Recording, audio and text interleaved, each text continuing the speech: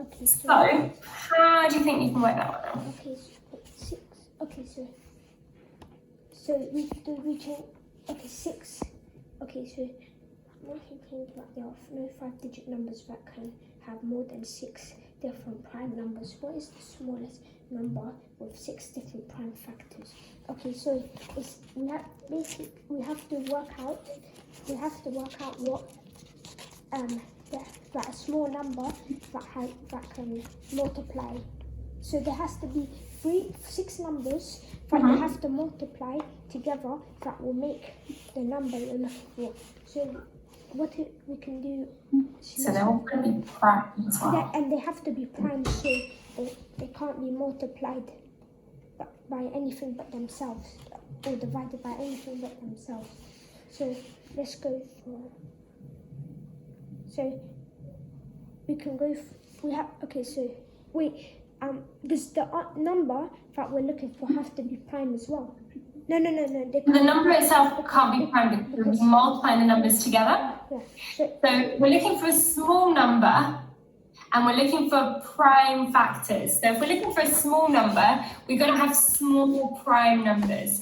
What small prime numbers can you think of? What prime numbers have we seen already that may be quite small? 2.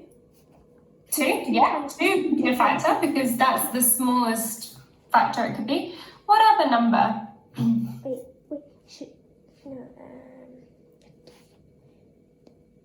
no, not 1. 7. Yes, 7 is a prime factor, but maybe we can think of some smaller ones, right? 5. 5, yeah, 5 and 7, and then one that we missed between 2 and 5. 4. No, not 4, not 4. 3. 3, No, perfect. I think I said that. So, Oh, sorry, I must have misheard you, yeah. Okay, so this, what I'm going to do. So we've got 4 different prime factors so far, and we need 6 different prime factors. So let's think of maybe 2 more.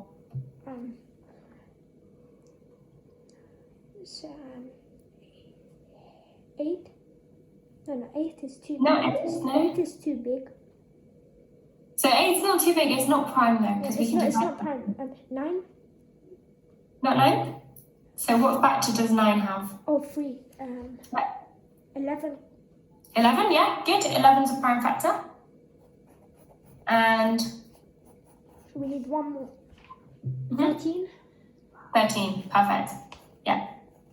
Okay, so if we multiply all these numbers together, so these are the smallest primes.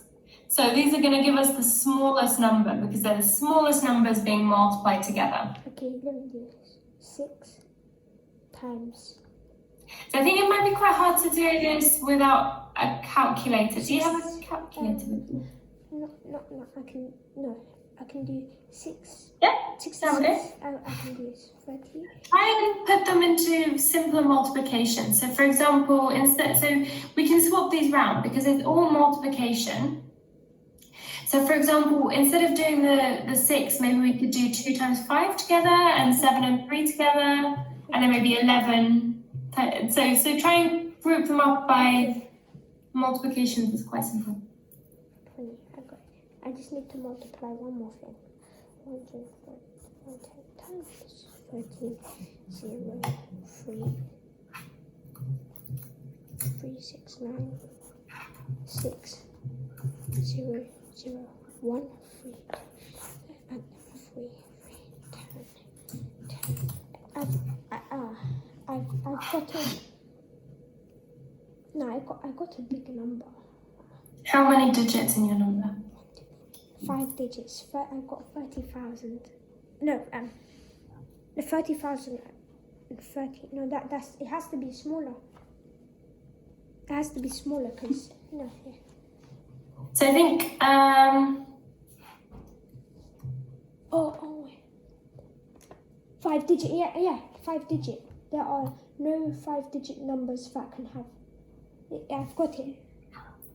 Because if you see, it says Martin claims that there are no 5-digit numbers, and I've got 5 digits here. Yeah, so we got 30,030 as our answer. And then we'll have to write down the primes. So 2, Yeah. 3, 11, 5, 7, 3. I have a question. Yeah. So say the answer that we got. Say if I did it differently around. So say I got 3. Say I put them together like we use BODMAS. Would I have got a different number?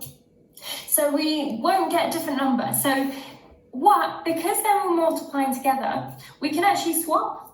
So when we multiply, one of the things we can do is, let's take a quick example. So for example, 3 times 7. 3 times 7 gives us 21. But if we take 7 lots of 3, we will always get the same answer. So this multiplication, we can always swap it round. So it doesn't matter what order we do it in. Okay. So if we look at the whole thing, so 2 times 5 times 7 times 3 times 11 times 13, we can swap them all around. So 2 times 5 times 7 times 3 times 11 times 13 is going to be the same as 13 times 5 times 2 times 3 times 11 times 7. So all we've done here is we've just swapped things around a little bit. And that, because each swap doesn't change the answer. So if we just do lots of swaps, it won't change the answer. Okay, so these two will give you the same answer. I think you also asked about brackets. What if we put some brackets in there? Yeah. So the same reason, the brackets will work because of the same reason why just changing the order works. Doesn't change the answer. So if we do, for example, if we let's go back to 2 times 5 times 7 times 3 times 11 times 13. We put some brackets around here of times the 11 and 13. It's kind of the same as just putting those first. Yeah. So so you see the last question I used, so before I didn't use the brackets. I just done it all together and not using first. I just done 200 times 7. No, I mean let me go here. I just done 25 times 7, which became 25. Yeah, 25 times 7. But when I used the brackets, when I done 25 times 7, I've got a complete different answer. Like what did you get when you got 25 times 7? It says I got 155, but when I used the brackets with. But that's not quite right. So it would be 175 for 7 times. When I used the brackets, I done 25 times 8. Then I got 200, and then I done 200 times 7, which became 1,400. But when I didn't use the bracket, my overall answer became 1,240. Yeah, so I think what you said there, so when you did the 25 times 7, I think you said you got 155? Yes. So this one would actually be 175. Oh. So if you try it again with that, then that should hopefully give you the same answer. So try 175 multiplied by 8 and see if that gives you the same thing. 7 times. Oh yeah. Wait, 7 times 7. Yeah, I've got 175. Let me try this. 175 multiplied by 8, 5, 40, 56, 60, 9, 10, 11, 12, 13, 14. Yes, it still gets the same answer. Yes, I got 1,400. So it was just the 25 multiplied by 7. Yeah. So the reason for this is because it's all multiplication. So as we saw with multiplication, because we can swap them round, it's the same as if we add in brackets, we're just changing the order of the multiplication. So it's really important with this one. So this is fine. We can add in these brackets But the only reason we can actually do that is because they're all multiplying. So because all of these are multiplying here. If even one of these were adding, then we can't put brackets in, because then it might change the value if we put it maybe around the add, or we add two different things. So the only reason that it should work with putting brackets or not putting brackets, doing it in different order, is because it's all multiplied. Is that all right? Does that make sense? Yeah? That makes sense. Okay, so let's move on to just a little bit of ratio, just because we're short on time. So I just wanted to kind of just a bit of an introduction to ratio. So when we think of ratio, we think of two different quantities and we're comparing them. So we can kind of think of ratio as a type of fraction. Yes. Okay. Okay. Let me get a calculator. So I can. Sorry? No, let me get. Okay. Alright. So one. Okay. Should we do the question? So ratio fraction to, so ratio is just a type of fraction. So when we're thinking about ratio, we're saying how many compared to how many. Same as if you had a fraction, you say 1 out of 5, and you maybe say 1 to 5. If we're doing that way. I know. Question number 1. Okay. So. We've got sheep to cows, pictures of sheep and cows. Let's see if we can turn that into a ratio. Okay. So. Okay. So what? Okay. So you have to get 15 and 11 next to it, and then find the ratio. Okay. So we'd write the ratio like this here. So we'd have cows, and then this colon we say is 2. So cows to sheep. So should we make 15 to 11? So no. No. First we'll have to divide. How many? So we're doing sheep to cows. So let's start with the number of sheep. How many sheep do we have? Oh, I thought we were doing question sheep. 1, 2. Oh, right. Because there was a text next to it, and I thought. Okay, let's go straight for question 2. But yes, so you said you had 15 girls to 11 boys. We're finding the ratio of boys to girls. So what did you say was that? 15 to 11. So 15 to 11 would be girls to boys. So if we're doing boys to girls, we would do 11 to 15. to 15. Yeah. So we have to be a bit careful of the word order when we do ratio. So make sure that you say it in the same order as you write it, the ratio. And then after you would have, and then you see 11, you'll have to divide. So we don't have to divide. So we're doing ratio of girls to the total number of students in the class. So we start with the girls' number, 15. and then we're doing 2, the total number of students in the class. So we need to work out the total number of students here. Okay. What's the total number of students going to be? Okay, so we will have multiple. We'll have to. So we have, this is the class. We'll have to add them together. Yeah, perfect. We need to add them together. That will become 26 students together. Yep, so we have 15 to 26. So whatever we have written here, we would just write in a different way. So ratio of girls to the total number of students, we say the number of girls 2. We have this symbol here means 2.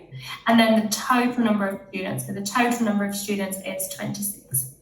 So 15 to 26. Okay, so we will move on to question 3. Choose the correct answer. Soccer team has 4 boys and 7 girls. The ratio of boys to girls is it's going to be 8 because it says 4 to 7. So it's on the question it says 4 first and 7.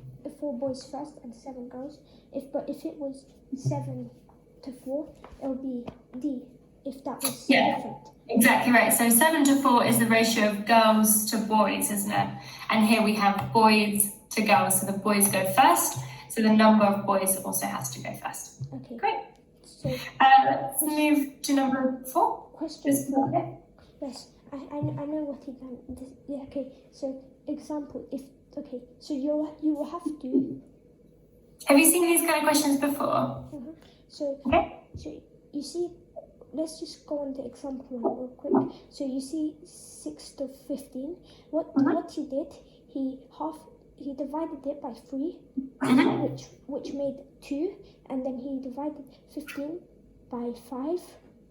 Yeah. So if you do 2 times 3, that will become 6, and 15 times 3, that will become 15. So Yes. on A, we'll have to divide that, which will make, okay, so divide 18, okay, divide 18 and 20. First we'll have to divide 18 first, so 18 divided by What number should we divide by? 3. No, we need the number 2. 2, perfect. So 2 is the only number that we can divide both of them by. So 18 divided by 2. 18 will become 9, and 20 will become 10. Perfect. So we have a ratio of 9 to 10. So on B, we will also have to divide it by 2. So with this one, we want to be a bit careful because look at the units. So here we have centimeters and here we have millimeters. Okay. Let's try and maybe change those so we have the same units. Okay, so millimeter. Okay, so it's millimeters. We have to make the 10. So let's turn so the millimeters, there's 10 millimeters in a centimeter. So if we have 4 centimeters, how many millimeters do we have? 40.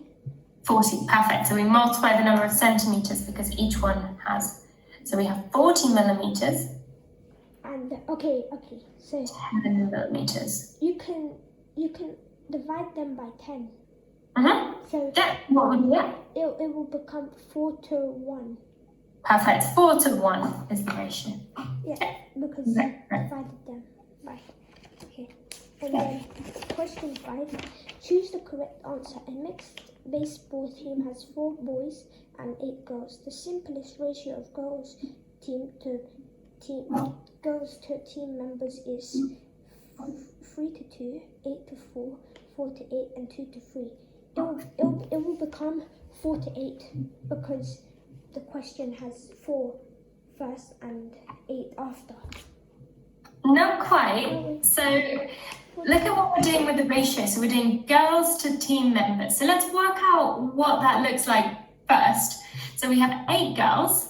That's going to be 8. How many team members do we have? We have to add 8 to 9.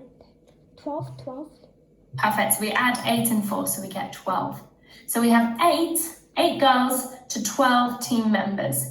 So now let's try and simplify that. What do we get if we try and simplify? So you can divide 4, divide it by, you can divide it by 4.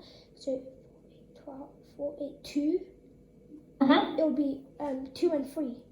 2 to 3. Perfect. So which one of these, A, B, C, or D? D. Perfect. So, okay, now question 6. Okay, let me read an example. Example 48 divided in the ratio of 5 to 3. There are 8 parts in total, 5 plus 3. So divide 48 by 8, which gives you 6. Then times that by each part of the ratio to get 30. 6 times 5 and 18. 6 times 3. The answer then is 30 and 8. Divide 35 in the ratio to 3 to 4. So we want to follow this example here and then try the same thing here. So let's start with the number of parts. So how many parts do we have in this ratio? 8 parts. No, and that'll be 5. Oh, you have to 7 parts. 7 parts, yeah, perfect. We have 7 parts.